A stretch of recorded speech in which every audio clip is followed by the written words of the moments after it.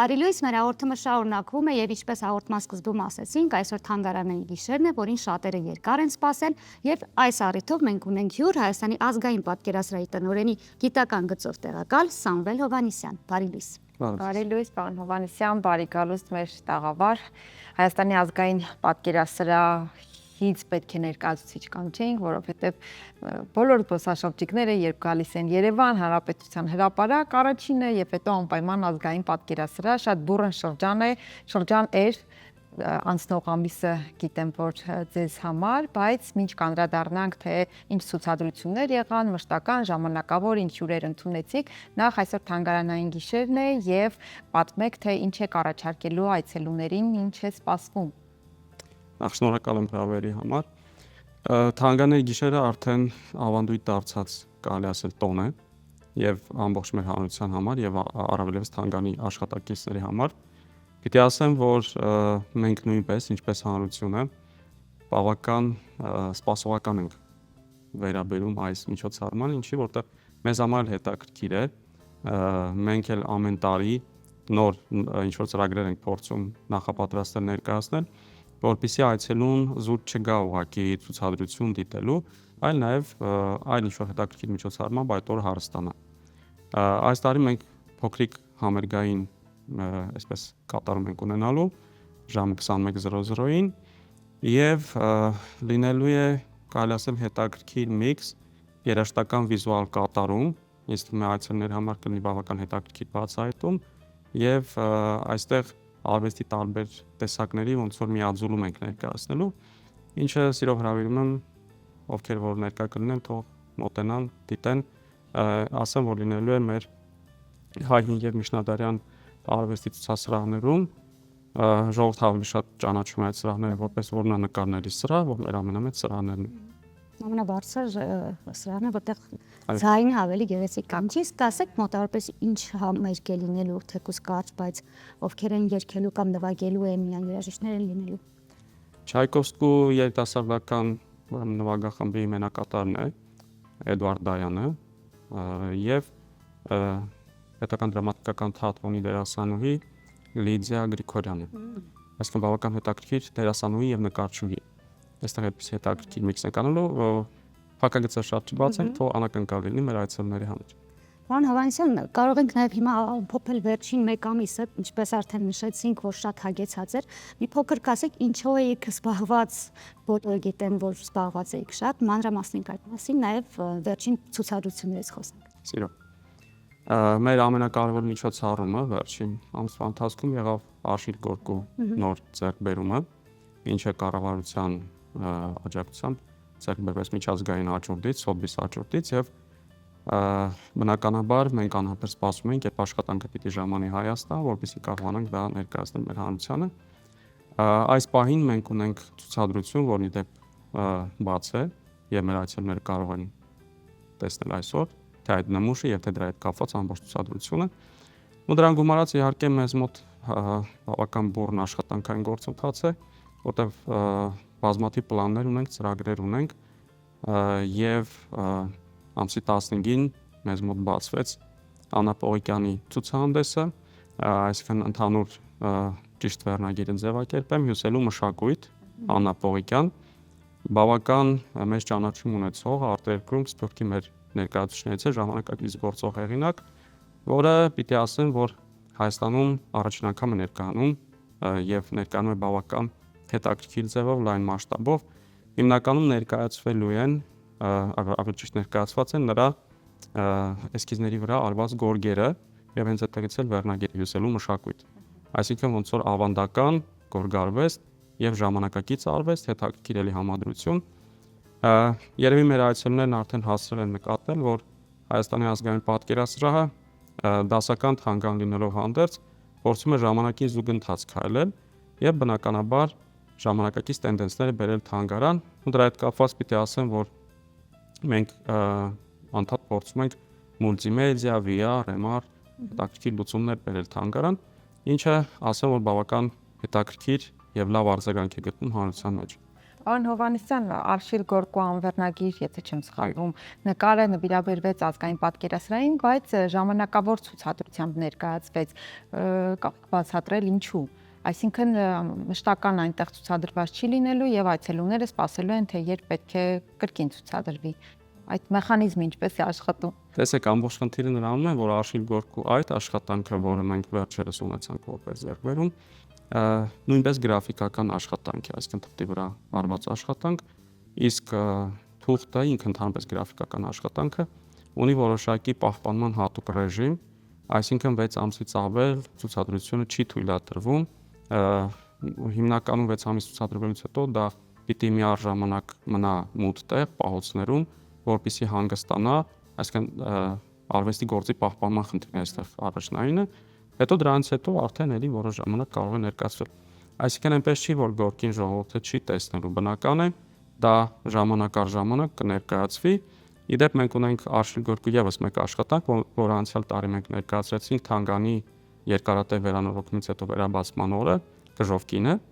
որը այսօր նույնպես այդ ցուցադրությանը ներկայացում է տվյալ աշխատանքի հետ միասին։ Ուրախություն մեզ ասել, մենք որ այսօր ունենք 2 Գորկի, հուսանք հետո կավելանան, եւ այս պահին մենք արդեն կարող ենք վստահաբար ասել, որ Գորկին մեր ցուցադրությունում երևի կլինի մշտական, այսինքն իրար փոխարինելով։ Այս գիշեր բոլոր գործերն արթնանում են Պարոն եւ Հովհաննիսյան, ցուցադրվում։ իսկ կասեք, արդեն նշեցիք, որ երկար տարիներ, մոտ 4 տարի, հա, վերանորոգման գործընթաց էր։ Հիմա ինչ փոփոխություններով է պատկերասրահը ներկայանում, ցուցասրահները ավելացվել են, թե ինչ է կատարվել այդ ընթացքում։ Ցուցասրահները ցավոք ավելանալ չէին կարող, որովհետև շենքային պայմանները դա թույլ չեն տալիս։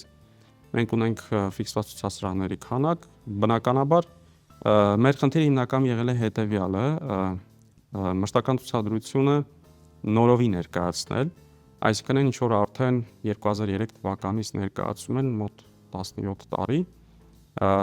ինչ որտեղ կարելի է ասել արդեն կոնցեպտի առումով մի փոքր հնացել էր եւ բացի այդ իհարկե ժամանակակից պահանջներ, այսօր մեր թանգարանը ներկայանում է ժամանակակից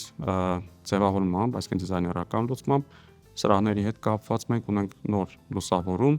որը նույնպես թանգարանում պահանջներին համապատասխանում է։ Եվ բնականաբար նոր ցուցադրություն, որի խնդիրն է ներկայացնել հայկական կերպարվեստը, քանի որ մեր հիմնական բուն նպատակը հենց հայկական կերպարվեստն է, հայկական կերպարվեստը միջազգային համաշխարհային զարգացումներին զուգահեռ։ Օրինակ, մինչ այս ցուցադրությունը մենք ունեինք հիմնականում օրինակ համար եվրոպական արվեստի սրահներ, ռուսական արվեստի սրահներ։ Հիմա մենք փորձել ենք ներկայացնել նաև օրինակ համար եվրոպական կամ համաշխարհային այդ զարգացումների տենդենսներին զուգահեռ մեր հայկականը, այսինքն որտեղ էր հայ արվեստը, հայ կերպարվեստը դիրքավորված 18-րդ դարում, 19-րդ դարում եւ զուգահեռաբար որպեսզի այցելուն գա տեսնի ու հասկանա, ասենք սա Եվրոպան է, սա ասիական երկրներն են եւ սա Հայաստանն է։ Իսկ ասեք մոտավորապես որքան մարդ եք այսօր ակնկալում սպասում, որովհետև ամեն տարի կարծես շատեր հենց այսօրվանն են սպասում, որ կան։ Ինչպես սկզբում նշեցի, այսօրը արդեն դարձել է կարելի ասել հաճելի ավանդույթ։ Մարդիկ ընտանիքներով, ընկերներով դուրս են գալիս եւ զբոսնելու եւ մշակութային ժամանց ունենալու։ Պիտի ասեմ, որ ձնագնդի էֆեկտով տարեստարի մեծանում է հոսքը։ Այս տարի ինձ թվում է մենք բավական մեծ այցելուներ քանակ ունենանք, կանխագուշակումներ չանեմ, որտեղ սովորաբար միջոցառման ավարտից հետո ենք մենք ամփոփում այցելուների քանակը, բայց 20,000 շեմը միանշանակ անցնելու ենք ու անցյալ տարել ենք անցել, բայց այս տարի այլ ինձ թվում է նույնիսկ ավելին կլինի։ Պարոն Հովհաննիսյան, քիչ առաջ Նայիրյան համույթի աղջիկների հետ էինք զրուցում, նրանք մեծ հաջողությամբ Գերմանիայից էին վերադարձել եւ պատմում էին, թե առհասարակ արտերկրում, այս դեպքում Գերմանիայում, որքան ջերմությամբ, խանդավառությամբ հայ երկարվեստը դիմավորում են, սիրում են, լսում են, հետաքրքիր է նկատել եք ազգային պատկերասրահ, որ ազգի ներկայացուցիչներն են ավելի գալիս, հետաքրքիր է հայ կերպարվեստի, հա, կլինի դասական, կլինի ժամանակակից միջնադարյան մշակույթի այդ ճյուղը հատկապես որ ազգի ներկայացուցիչներն է գրավում։ Նախ մինչ բուն հարցին անցնելը մի կարևոր բան նշեմ, մենք էլ փորձում ենք բնականաբար դրսում ներկայանալ, մեր արվեստագետներին ներկայացնել։ Անցյալ տարի մենք բավական հաջողված ցուցահանդես ունեցանք Փարիզում, հայկական իմպրեսիոնիզմը ներկայացրեցինք։ Մենք արդեն կարելի ասել հասել ենք այն բանին, որ նոր եզրույթ է ձևավորվել կերպարվեստի պատմության մեջ հայկական իմպրեսիոնիզմ, ու ֆրանսիականը գիտեին, ռուսականը վերջին տարիների շրջանառության մեջ էր մտել եւ հիմա հայկական իմպրեսիոնիզմը արդեն այդ ցուցահանդեսը մենք ունեցանք Մոսկվայում, եթե չեմ սխալվում 18 թվականներ, հետո անցյալ տարի մենք Փարիզում արդեն արեցինք այս իմպրեսիոնիզմի հայրենիքում եւ պիտի ասեմ, որ արձագանքը բավական մեծ էր ու նշեմ նաեւ հետեւյալը, որ երբ որ այդ ցուցահանդեսը Երևանում էր ներկայացվում Մոսկվայից հետո, մինչեւ Փարիզ մեկնելը, անգամ Ռուսաստանից մենք հյուրեր ունեինք, ովքեր հատուկ եկել էին Մոսկվայում տեսնելուց հետո եւս մեկ անգամ տեսնելու իմանալով, որ մեզ մոտ այդ ցուցահանդեսը գործում է։ Ու ինչ վերաբերում է ովքեր են ավելի շատ այցելում, պիտի ասեմ, որ մենք օտարազգայացումների պակաս չունենք եւ եվրոպացիներ, եվրոպական տարբեր երկրների ներկայացուցիչներ ունենք, չնայած պիտի ասեմ, որ տոկոսային առումով այսօր ռուս զբոսաշրջիկներ ավելի գերիշխում եւ ու մեր սրահները բավական բազմամարդ են։ Որ սրահում են ավելի շատ կանգ առնում կամ որ գործի առաջ նկատել եք։ Օրինակ, եթե մենք դիտարկենք զուտ ասենք խմբերի տեսանկյունից, ռուս զբոսաշրջիկներին ավելի շատ հետաքրքրում է Այվազովսկի եւ հայ դասականների այդ սրահը։ Եվրոպացիներին հետաքրքրում է հիմնականում ռուսական արվեստի սրահները, որտեղ ներկայացված է ռուս կերպարվեստը եւ նաեւ հայկականը, բայց ընդհանուր եթե այսպես դիտարկենք, ամենամեծ հետաքրքրություն հիմնականում զբոսաշրջիկների համար ներկայացնում է հայ դասական կերպարվեստը։ Եվ իհարկե նաև մեր որմնանկարների սրահը, որը բավական պահանջված է։ Եվ բացառիկ, այո, էներգետիկ առումով էլ յուրահատուկ է եւ ինքս երբ գնում եմ առանձնանում եմ մի փոքր այդ սրահում, կանգնում եմ թեևս եթե ավելացնելու բան չունեք ձեր ծրագրերից, անելիքներից, ունեք ասելիք։ Առաջիկա ծրագրերից։ Իհարկե, ավելացնելու բան կա, որտեղ այս տարի մեր մոտ բավական հետաքրքիր միջոցառումներ են նախատեսվում, ունենք հոբելյանական ցուցահանդեսներ, ունենք Գրիգոր Խանջյանի 100-ամյակն այս տարի Լռանում, աշնանը մենք բավական լայնամասշտաբ ցուցադրությամբ ներկայացնելու ենք մեր 20-րդ դարի մեծան հեղինակներից մեկին եւ ընդհանուր առմամբ այս տարի մենք բավական հետաքրքիր ծրագրեր ունենք, ասեմ որ հիմա աշխատանքներ են տարվում Լոնդոնի դիմանկարի ազգային թանգարանի հետ, Իդա Քարի ցուցադրությունն ենք ուզում բերել Հայաստան, հայտնի լուսանկարիչ, հայազգի ցակում ունեցող եւ աշխատում ենք եվրոպական տարբեր թանգարանների հետ, ռուսական թանգարանների հետ, հիմա մի փոքր փակագծեր այսպես չբացեմ, բավական հետաքրքիր նախագծեր ունենք, որը դեռ աշխատանքային գործընթացում է, երբ որ ամեն ինչ ստացվի եւ մեր պլանավորածին համապատասխան ժամկետների հետ կապված արդեն համաձայնության գանք, սիրով ներկայացնենք եւ ինձ թվում է մեր հանրության համար հաճելի անակնկալներ են սպասում։ Շնորհակալություն։ Սիրելի հեռուստադիտողներ, զրուցում էինք Հայաստանի ազգային պատկերասրահի տնօրենի գիտական գծով տեղակալ Սամվել Հովհաննիսյանի հետ։ Այսօր թանգարանային գիշերն է, չենք մոռանում, որ Երևանը այսօր, ինչպես ասում են, բոլոր կտավներն արթնանում են եւ սպասում են իրենց այցելուներին, այդ թվում նաեւ Հայաստանի ազգային պատկերասրահը։